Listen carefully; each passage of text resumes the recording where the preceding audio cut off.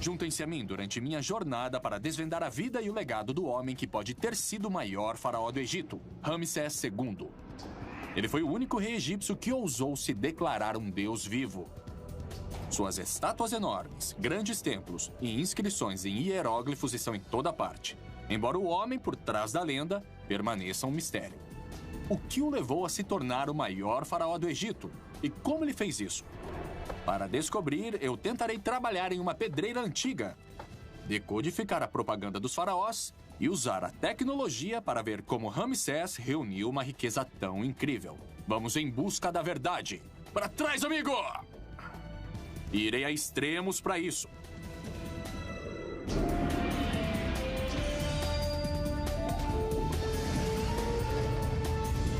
Em busca da verdade. Os poderosos faraós do Antigo Egito deixaram sua marca na história. Desde a enorme pirâmide de Quéops até a face dourada de Tutankhamon. Esses ícones do Egito permanecem maiores que a vida até hoje. Mas entre todos os faraós do Antigo Egito, um nome se destaca dos outros.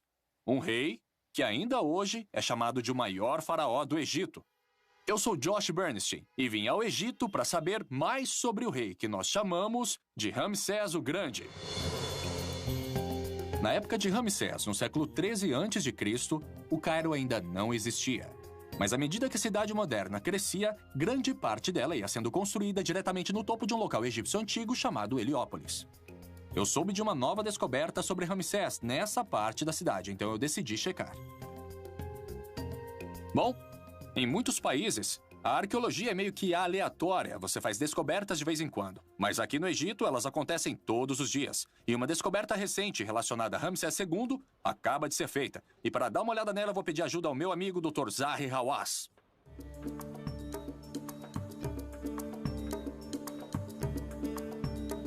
Oi, Josh, como vai? Oi, Zahi. É bom ver você. Como vai? Então agora você está atrás de Ramsés II. Ramsés II, é. Ele foi um rei incrível. Na minha carreira, como arqueólogo, em todos os lugares eu descobri coisas sobre esse homem. Mas o importante sobre esse templo é que, se você quiser me acompanhar... Legal. Este local é um achado emocionante. Zahi me diz que este era um complexo de templos muito importante para Ramsés II. Descoberto durante a construção de um novo supermercado. A descoberta deste local foi anunciada em 2006. Zahi me conta que a escala desse templo é enorme. Desde as primeiras escavações, descobriu-se que o local se estendia a vários quarteirões em cada direção, por baixo de uma parte significativa do bairro. Na frente de uma das pedras que compunham a entrada para o templo, eu pergunto a Zahi por que Ramsés é tão importante. E o que é que tinha de tão chamativo sobre Ramsés II? Eu acho que, a vida dele era cheia de ação. Ele construiu templos originais e também algumas estátuas. Zahi me diz que Ramsés era um rei que vivia em superlativos. Ele governou por mais de 66 anos e viveu até os 90, quase 3 vezes mais tempo que a média egípcia de sua época. Ele tinha mais de 200 esposas e concubinas, com quem teve cerca de 100 filhos. E ele construiu mais templos e estátuas que qualquer outro faraó. É por isso que eu tenho que lhe dizer que, se você fala sobre Egito, se você fala sobre Egito Antigo, se você fala sobre reis e seus mistérios e sua magia, você fala em Ramsés II. Zahi espera encontrar novas informações que irão revelar mais sobre a vida e reinado de Ramsés II. Mas a escavação está apenas começando. E para realizar escavações completas, todos os edifícios ao redor terão que ser derrubados. Essas escavações vão continuar por anos. E veja só esse shopping center. Nossa. Vai ter que ser totalmente demolido. É, porque o templo talvez continue nessa direção. Exato. O governo egípcio está fazendo planos para compensar e realocar os moradores deste bairro. Ramsés II deve ter sido um homem incrível para inspirar um empreendimento tão grande, 3.300 anos depois de sua morte. Mas seria a fama de Ramsés somente lenda ou ele realmente foi o maior faraó da história do Egito? Este templo tem anos de trabalho à frente antes que o que ele tem a dizer seja revelado.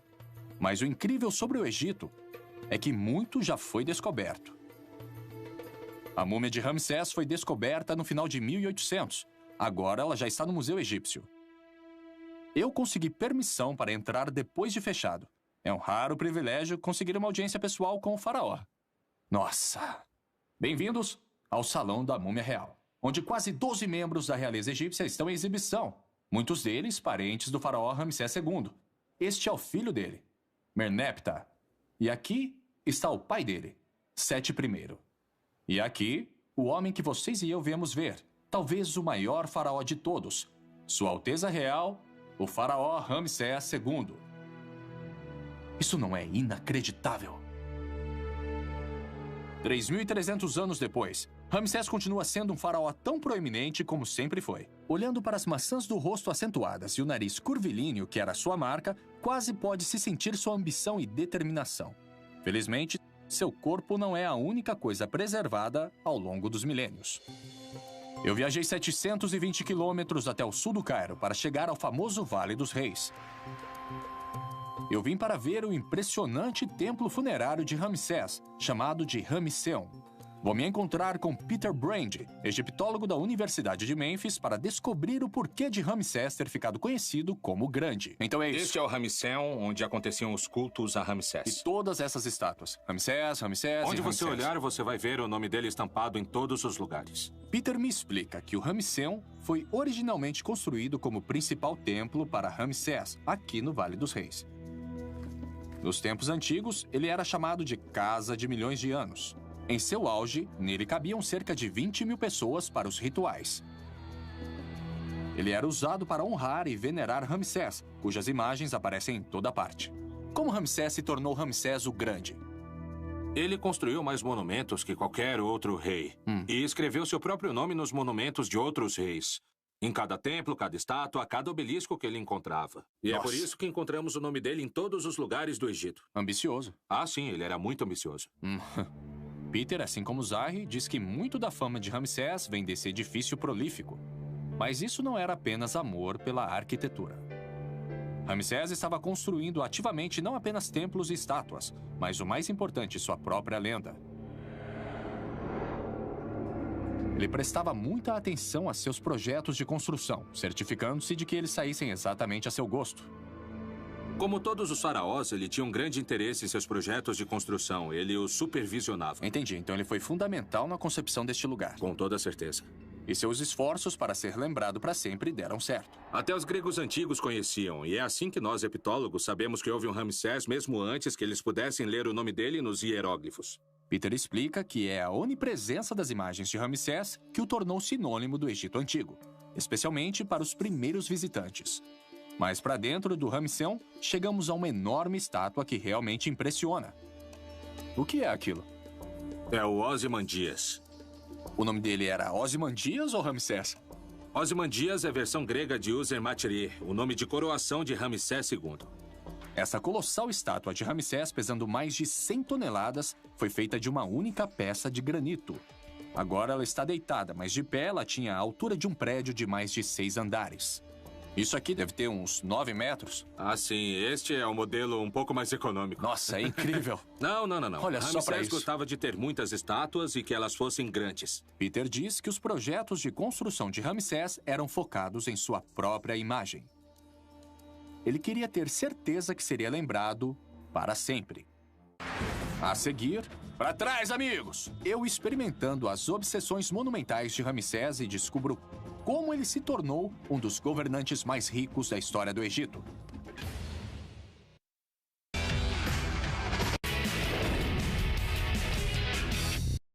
Vim para o Egito para saber mais sobre Ramsés II e descobrir se ele realmente foi tão grande quanto sua reputação diz.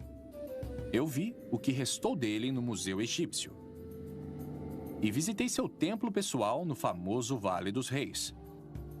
Agora estou indo para o sul, para a cidade de Assuã e as pedreiras de granito dos faraós, para saber como ele deixou a sua marca. O especialista Danny Roy me encontra na pedreira de Assuã para me mostrar como os artesãos de Ramsés moldaram suas estátuas a partir de blocos de granito sólidos. Como vai? O granito de Assuã foi premiado ao longo dos tempos esse é o lugar. pela sua qualidade e cor. Os faraós obtinham a maior parte do granito aqui para construir as suas grandes estátuas e obeliscos. Então foi daqui que Ramsés tirou as pedras. É isso mesmo. E uma grande parte delas. Danny me leva a uma das esculturas mais impressionantes de todo o Egito. Só que ela nunca foi terminada. Este obelisco era para ter sido ainda maior que o Ozymandias. Ele tem quase 40 metros de comprimento e devia pesar cerca de 1.300 toneladas. Mas foi abandonado devido a uma falha na pedra que só foi revelada durante o processo de escultura. Eles começaram a escavação. Ramsés não terminou essa, mas o processo de criação teria sido exatamente o mesmo que o de seus outros monumentos. Ai, que pena, eles tiveram todo esse trabalho. É isso mesmo, e você não imagina o trabalho que isso deu. Mas imaginação não é o suficiente para mim. Eu quero descobrir por mim mesmo. Vamos botar para quebrar. Danny me leva a uma pedreira moderna não muito longe do obelisco inacabado.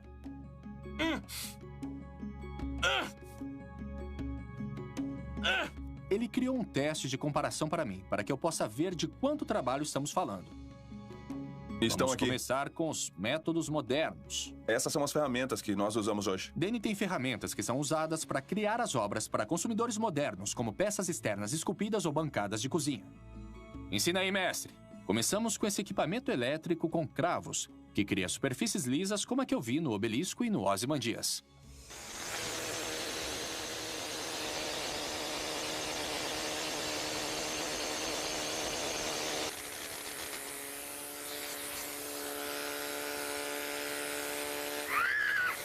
Uau, isso muda mesmo a superfície. É isso aí, ele nivela tudo. Posso tentar? Claro, vai em frente. Pra trás, gente! Cuidado comigo, hein?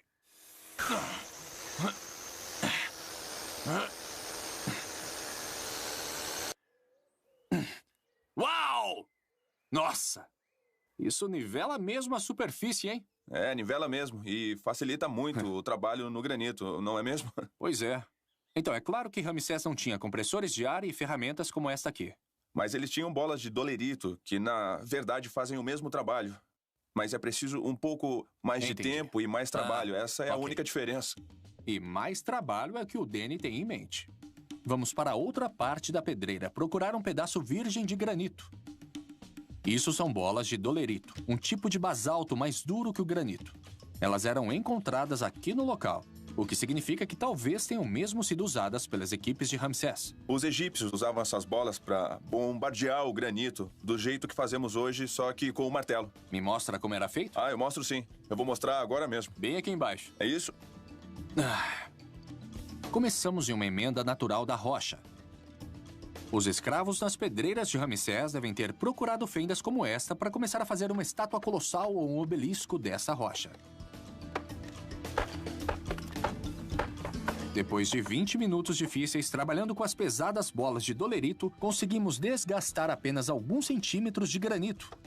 Ramsés construiu centenas de monumentos, muitos deles pesando centenas de toneladas. Como ele conseguiu construir estátuas como a de Ozymandias usando esses métodos? Ok, quanto tempo demorou? Eu tô aqui tentando trabalhar, mas só tô fazendo besteira. Isso mesmo. Eu acho que o faraó não ia ficar feliz se precisasse de mim para fazer um obelisco, uma esfinge ou qualquer outra coisa poderosa. É isso. Ele não ia ficar nada feliz comigo. Na verdade, Danny me disse que o trabalho foi mais rápido do que ele esperava.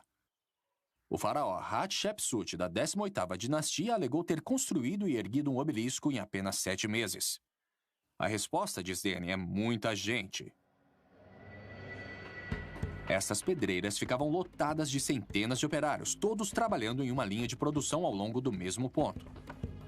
E devido ao trabalho pesado sob o sol escaldante do Alto Egito, havia um rodízio de equipes durante todo o dia. O que significa que milhares de pessoas trabalharam nas pedreiras do faraó. Como o trabalho de Ramsés II se compara ao de outros faraós?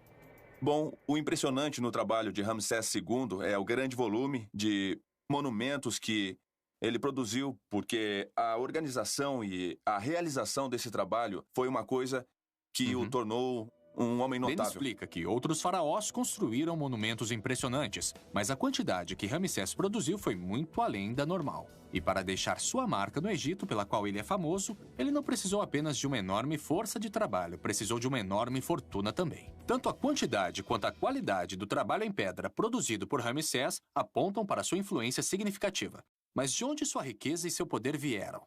Bom, seja durante a Era Faraônica ou a Era Moderna, a economia do Egito tem sido baseada principalmente em uma coisa: o Rio Nilo. Eu decidi verificar o Nilo pessoalmente, pouco abaixo das pedreiras. Estes pescadores locais fizeram a gentileza de me emprestar seu barco a remo. Estar na água é um alívio ao calor escaldante das pedreiras. Mas eu não estou remando apenas para fazer exercício. Estou indo para uma ilha no meio do rio. Ela se chama Ilha Elefantina. Ela recebeu este nome porque as rochas ao longo da costa naturalmente se assemelham a uma manada de elefantes. Considerada sagrada para o deus egípcio das inundações, ela tem até uma porta dos fundos. Olá! Oi, tudo bem? Para saber mais sobre a riqueza de Ramsés, vim conversar com Gary Robbins, da Agência Americana de Desenvolvimento Internacional. Prazer em te conhecer. O prazer é todo meu. Ele vai me ajudar a descobrir como Ramsés conseguiu os recursos de que precisava para sustentar seu programa de construções. O túnel onde estamos era uma importante ferramenta chamada de nilômetro. Ele media os níveis das enchentes à medida que as águas cruzavam a tradicional fronteira do Egito aqui em Assuã. Gary explica que a prosperidade do Egito dependia da inundação regular do Nilo. Os sedimentos transportados da cabeceira do rio na Etiópia reabasteciam os campos agrícolas todos os anos, sempre que o rio transbordava.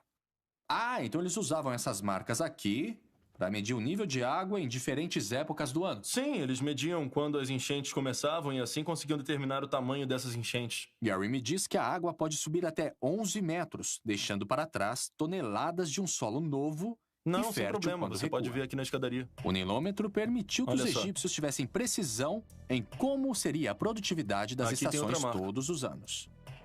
E a variação entre bons e maus anos era enorme. Uma diferença de apenas alguns centímetros na altura das enchentes distribuídas ao longo do comprimento do Nilo significava uma diferença de dezenas de milhares de acres de terras cultiváveis. Ramsés reinou em uma época de muita abundância e conseguiu ter uma boa produção nos campos durante o seu império. Ele estava De bem acordo além com do seu Gary, tempo. Ramsés foi abençoado com um Sim, longo período de Ramsés foi enchentes completamente durante seu fora do reinado. seu tempo, E porque ele usando o pensava em nilômetro para coisas que medir os ninguém níveis das pensava. enchentes, Ramsés também tinha um sistema de tributação muito preciso. E quando eles viram que poderiam usar isso para definir as taxas de impostos para o ano, eles definiram que se fosse um ano muito bom para a produção de colheita, eles poderiam tributar em até 20%. E se o ano fosse de seca ou de inundações, eles reduziriam as taxas para 10% a 15%. Mais enchentes, melhores colheitas, impostos mais altos. Exatamente, era um sistema muito progressista. Com sua receita fiscal com base em excelentes enchentes, Ramsés teria tido muito dinheiro fluindo para sua tesouraria. Mas Gary diz que havia mais no controle da agricultura de Ramsés do que apenas um sistema fiscal eficiente. Ele também se beneficiou das inovações que revolucionariam a abundância do rio Nilo. A seguir, eu experimento algumas técnicas de irrigação antigas e caço escaravelhos para provar ainda mais a extensão da riqueza de Ramsés.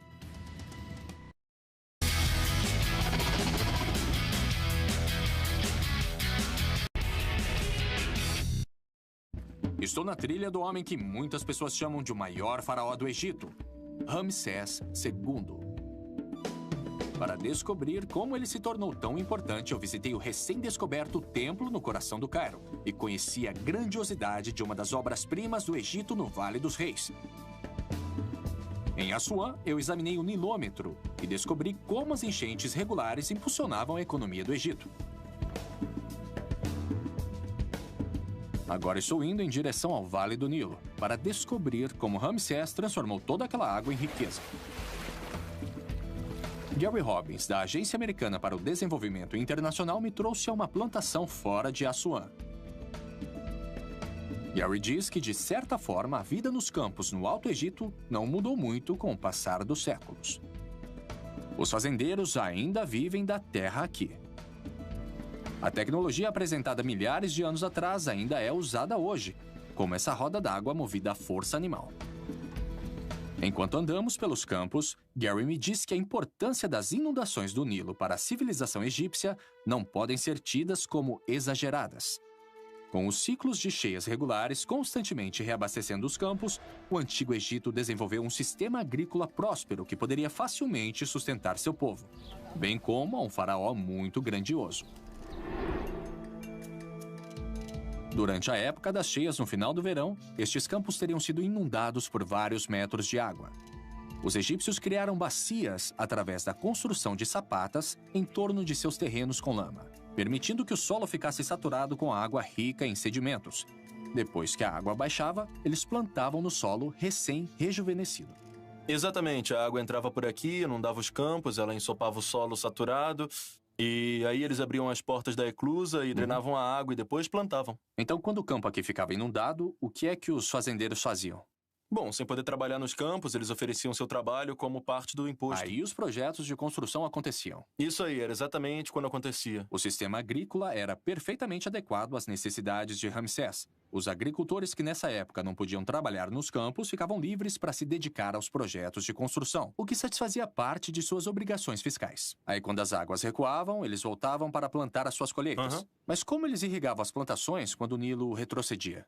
Foi durante o Império Novo, eles introduziram uma nova tecnologia chamada Shaduf, que lhes permitiu elevar a água do rio até onde as plantações estavam. Isso foi no tempo em que Ramsés viveu? Foi durante o Império Novo, durante a época de Ramsés. E que tipo de engenhoca era essa que conseguia puxar a água para cima? Olha, eu vou te levar para conhecer uma delas e ver se você consegue trabalhar com ela. Vamos dar uma olhada? Vamos lá. Gary explica que as inovações mais básicas podem levar às maiores mudanças. Uau! A introdução de um simples Shaduf permitiu que os egípcios utilizassem a água sem recorrer somente às enchentes. Uma revolução agrícola da qual Ramsés tirou total vantagem. Basicamente, isso aqui é um contrapeso, que ajuda a fazer a água subir. Isso mesmo, tem um balde cheio com lama em um dos lados para fazer o contrapeso.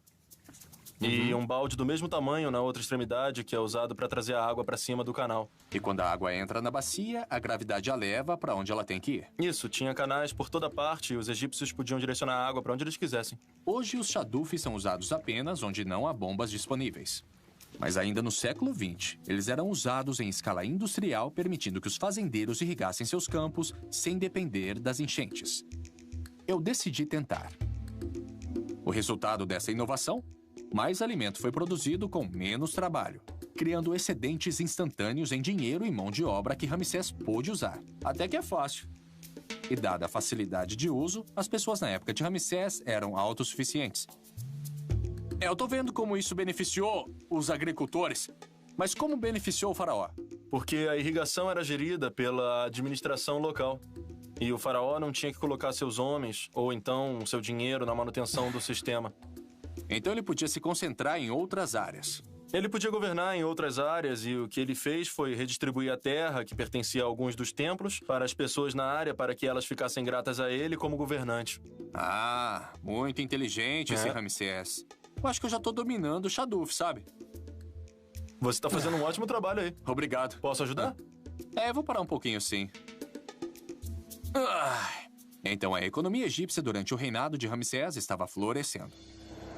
Enchentes excelentes e inovações tecnológicas recentes significaram que ele reinou durante uma época de abundância. Arrecadações fiscais mais altas e um povo mais próspero com menos dependência do governo deram a Ramsés os recursos de que ele precisava para se dedicar a seus projetos particulares. Mas como vamos saber se Ramsés realmente viveu durante uma época de enchentes constantes? Fora os registros antigos, será que há outra maneira de verificar se ele realmente se beneficiou de condições ideais de cultivo ano após ano? Eu conheço a pessoa certa para me ajudar a responder esta pergunta. O Dr. Miroslav Barta, do Instituto Arqueológico Tcheco, tem um método exclusivo de monitoramento das condições ambientais do Antigo Egito. Nós voltamos ao Cairo para seu local de escavação em Abusir, perto das pirâmides de Saqqara. Fica à direita, às margens da planície inundada do Nilo, onde as exuberantes terras agrícolas regadas pelo rio se encontram com as areias do deserto.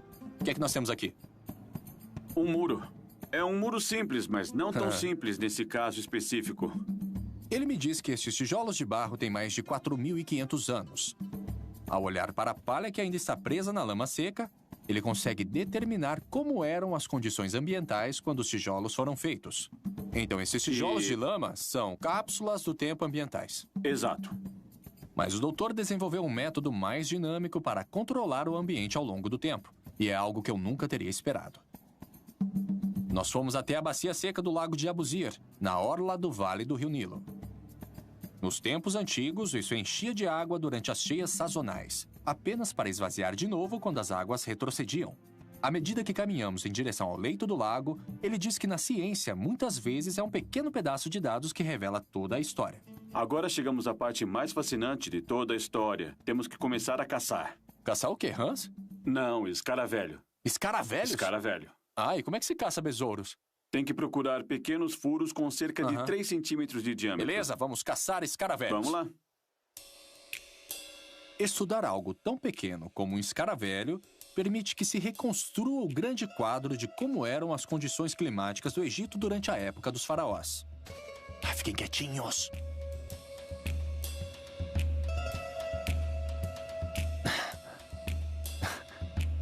Nada. Nada ainda. Eu achei uma. Ah, é? É. Olha, é uma abertura típica de um buraco de escaravelho. Tem alguma coisa se movendo. É isso que a gente quer? Exatamente. É uma das chaves. Que tipo de escaravelho é esse? É um besouro de esterco. Bom, é uma espécie que, ao olhar para as diferentes espécies que descobrimos aqui ao longo dos últimos anos, podemos determinar a diferente fonte de ambientes que existia aqui. Então, do mesmo jeito que os arqueólogos usam a palha nos tijolos de barro para determinar o ambiente, você pode fazer isso com os besouros. Sim, mas para mostrar os detalhes, temos que voltar para o nosso laboratório. Ok. Vou pôr ele de volta. E vamos pro laboratório. Adeus, amigão. Miro me traz para seu laboratório, onde ele tem amostras de besouros que ele encontrou em túmulos em Abusir. Como os túmulos estavam fechados, as condições no interior permaneceram as mesmas durante milhares de anos. De cada túmulo, fragmentos dos besouros coletados foram colocados em lâminas de microscópio. No processo, cada amostra fornece dados valiosos sobre as condições ambientais no passado.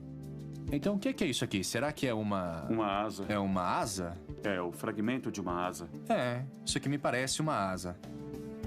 Certo.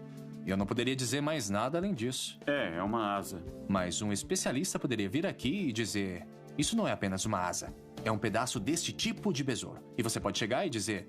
Bom, se essa espécie estava neste local, sabemos que essas condições ambientais deviam ter existido lá.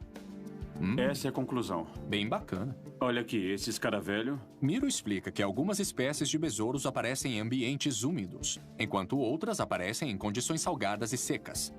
Por exemplo, o escaravelho que encontramos no Lago Seco de Abuzi não deve ter estado lá durante o tempo que estava inundando.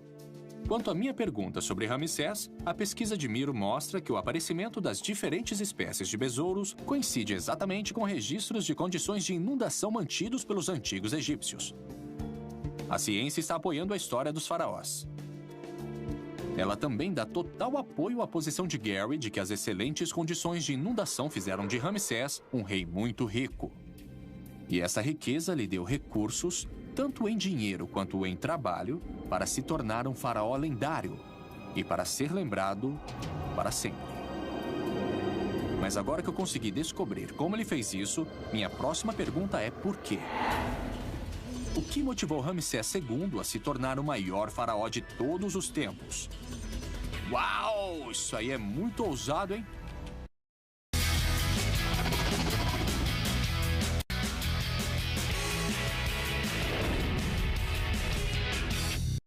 Busca para descobrir se Ramsés II foi o maior faraó do Egito me levou de uma escavação no Cairo às pedreiras de granito de Assuã e aos campos verdejantes do Vale do Nilo. Eu descobri como ele construiu centenas de monumentos em todo o país e, com a ajuda de alguns besouros e um chadufe, descobri como Ramsés usou as inundações do Nilo para acumular uma grande riqueza. Mas o que levou Ramsés a uma ambição aparentemente interminável? Eu viajei para a cidade de Abidos, 480 quilômetros ao sul do Cairo, no meio do país. Nos tempos antigos, este foi um dos locais mais sagrados do Egito. É onde fica o templo, construído pelo pai de Ramsés, Sete I, que nos dá algumas pistas muito interessantes, como, por exemplo, o que pode ter motivado Ramsés a deixar um legado tão grande. Me encontrei de novo com Peter Brand, da Universidade de Memphis, que me mostra o local. Ok. Como se constatou, a dinastia de Ramsés tem uma história anterior que poderia ter sido escrita por Shakespeare. A única coisa que você precisa entender sobre a 19ª dinastia é que eles não tinham sangue real. Eles eram uma família de militares que chegou ao trono com o pai de Sete. Peter me diz que Ramsés e seu pai Sete nasceram plebeus. Sua jovem dinastia chegou ao trono pelos militares, não pelo palácio ou pelo templo. Como chefe de uma nova família de governantes que não tinha a posição instantânea de sangue real, Sete teve muito a provar. Para mostrar que era um faraó legítimo, Sete embarcou em um enorme programa de construções, que mais tarde Ramsés levaria ao extremo. Então Sete está se colocando com os deuses aqui para reforçar a sua própria imagem. O objetivo é mostrar que Sete era um rei legítimo, que ele prestava um serviço para os deuses e que construía monumentos, que por sua vez o estavam confirmando como um rei adequado para o Egito. E Sete estava preparando Ramsés para seguir diretamente os seus passos. Ele o levou a expedições militares e o treinou com táticas e estratégias e fez dele um general no comando de suas próprias divisões, enquanto ele ainda era apenas um adolescente. Uau! Este cômodo tem um relevo que mostra Sete fazendo um ritual e prestando homenagem a todos os reis legítimos do Egito antes dele, até o mítico fundador da civilização egípcia. O interessante é que Sete fez questão de inserir Ramsés no relevo, dando a seu filho um estado nunca antes concedido a um príncipe. E aqui estão seus títulos. Ele é herdeiro, filho mais velho do rei, de seu corpo, seu amado Ramsés. Então ele não é apenas qualquer príncipe, ele é o príncipe. Então estamos vendo como Sete está usando essas paredes para comunicar uma mensagem política de poder. Sim, mensagens políticas de que Sete é a parte dessa continuidade de reis. Seu filho Ramsés ainda não é rei, mas ele vai ser. Ele é o príncipe da coroa oficial e é melhor que ele se prepare porque virá em seguida. Ramsés aproveitou essa mensagem e tirou vantagem dela. Quando se tornou faraó após a morte de Sete, ele imediatamente continuou as ambições de seu pai, mas fez questão de manter todo o foco sobre si. Em uma parede exterior do templo, Peter me mostra uma enorme inscrição onde Ramsés começou o processo de construção de seu próprio culto. Então o que vimos lá dentro foi Sete contando a história. Ele está aqui do lado de fora, mas agora é Ramsés quem está contando. Sim, foi exatamente isso que aconteceu. O gosto de Ramsés pela autopromoção começou cedo. Ramsés chega a afirmar que seu pai o fez rei e colocou a coroa em sua cabeça enquanto o próprio Sete ainda estava vivo. Mas era normal o faraó tirar a sua coroa e colocá-la na cabeça do príncipe enquanto ele ainda estava vivo? Eu acho que é provável que Ramsés esteja exagerando um pouco, que ele de fato foi coroado príncipe assim. Então, mais uma vez, estamos vendo uma versão da história para ganho político. Sim, Ramsés quer dar sua própria versão sobre os fatos, mas ninguém é um mestre da propaganda tão bom quanto Ramsés. Os grandes projetos de construção de Ramsés e suas estátuas colossais estão todos começando a fazer sentido. Ele estava claramente obcecado pelo controle de sua imagem, aparentemente tudo em um esforço para compensar um nascimento humilde, mas Peter me diz que este templo é apenas o começo. Que eu quero mostrar para você um outro lugar onde podemos ver isso em ação. Tudo bem, vamos nessa. Peter me leva ao famoso Templo de Karnak. Eu já estive aqui antes.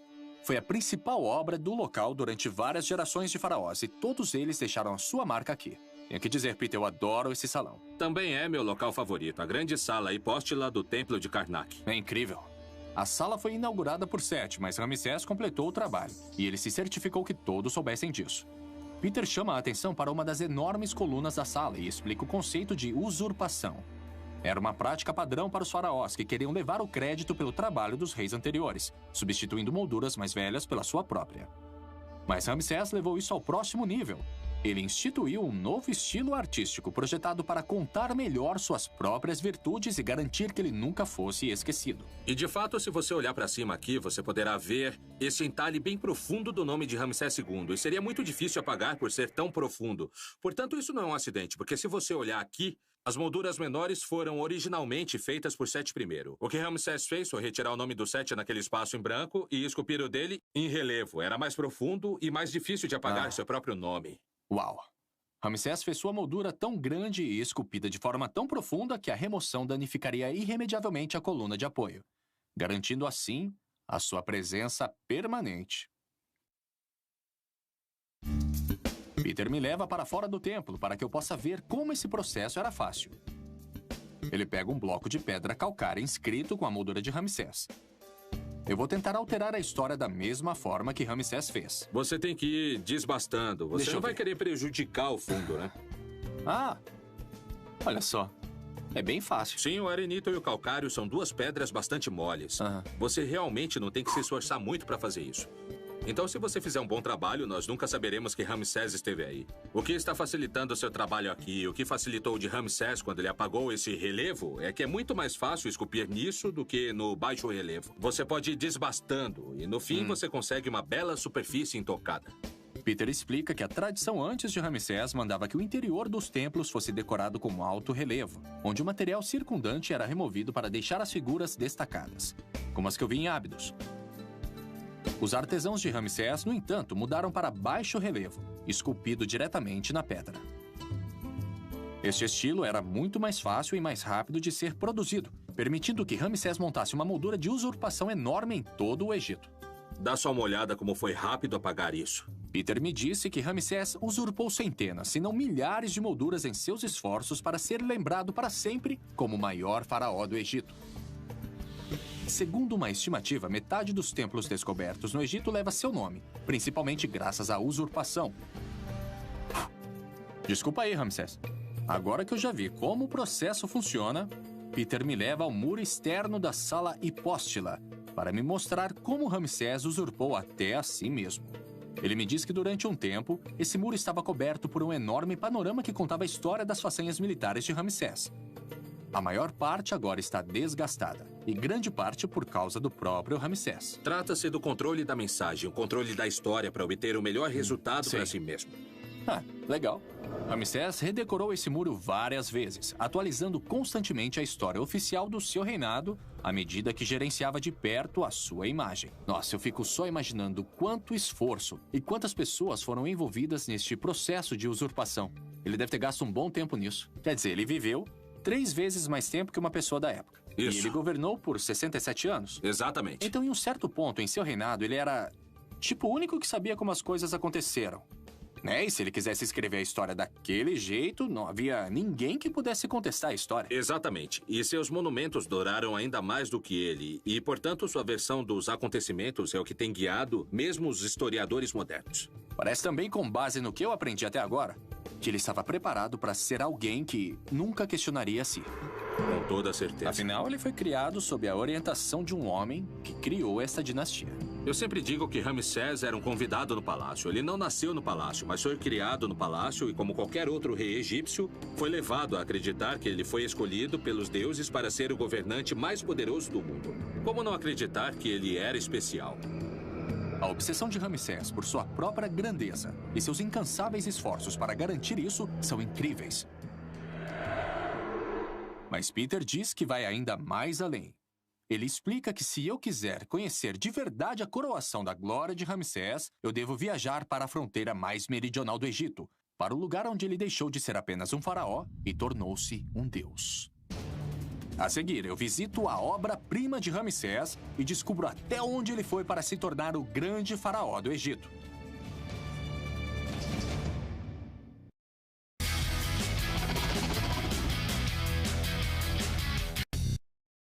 Eu estive investigando como Ramsés II ficou conhecido como o Grande Faraó do Egito. Eu descobri que ele governou por quase 70 anos e que era conhecido em toda a antiguidade pela construção de templos e colossos que inspiram admiração até hoje. Ao longo das margens do Nilo, eu examinei como ele usou as novas tecnologias e a natureza para maximizar a abundância agrícola dada pelo rio.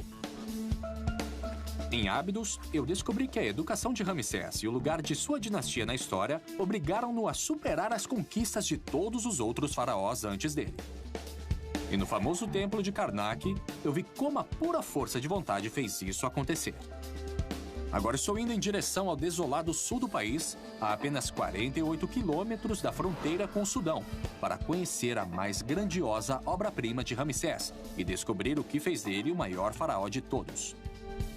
Essa região não recebe muita atenção hoje em dia, mas durante a época de Ramsés, esta província foi parte integrante de seu sucesso. Por isso ele decidiu fazer aqui sua declaração política final, construindo o que muitos acreditam ser a sua obra-prima. Este é o templo de Abu Simbel. É o lugar onde se concentram todas as ambições de Ramsés. Uma expressão de seu ego em pedra. A doutora Melinda Hartwig, da Universidade Americana no Cairo, concordou em me encontrar aqui para me mostrar o local. Então é isso. É isso. Isso aqui é demais. Este é Abu Simbel. E nós estamos olhando para 4 estátuas colossais de Ramsés II. É incrível. Não é incrível? Este magnífico templo foi esculpido diretamente na encosta da montanha, estendendo-se profundamente na face da rocha. 4 estátuas colossais de Ramsés emolduram a entrada, cada uma com 20 metros de altura. É um espetáculo inesquecível. É difícil imaginar alguém vendo Abu Simbel e não acreditando que seu construtor foi um dos maiores reis que o mundo já conheceu. E este era um local importante para Ramsés. É um local perfeito para ver Ramsés, porque isso tudo resume toda a história dele. Aqui nós vemos Ramsés como um construtor monumental. Vemos Ramsés como um homem de família. E ainda mais adiante veremos a Batalha de Kadesh, que o mostra como um poderoso guerreiro. Vamos até lá? Vamos lá.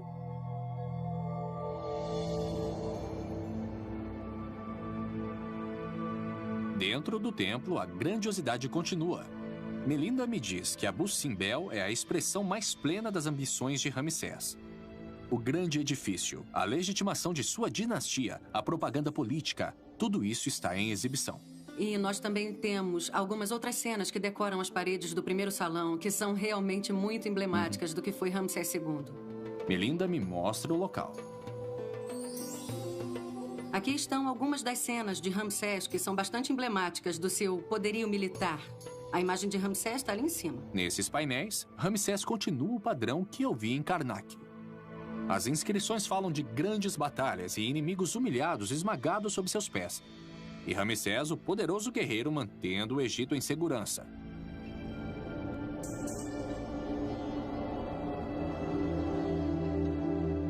Logo abaixo das cenas de sua destreza militar, ele continua os padrões que seu pai, Sete I, exibiu em Ábidos.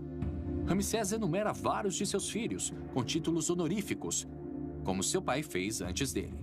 Ramsés apresenta seus descendentes aos olhos do povo e do sacerdócio como seus herdeiros legítimos, posicionando-os para continuar o domínio da dinastia. Então lá fora vemos Ramsés, o faraó, e aqui Ramsés, o guerreiro. Com toda certeza. Até agora, o que Melinda me mostrou é a continuação da máquina de propaganda de Ramsés. O local para onde ela me leva em seguida, porém, vamos para o coloca povo na parte Ramsés de sob trás uma do nova templo. luz.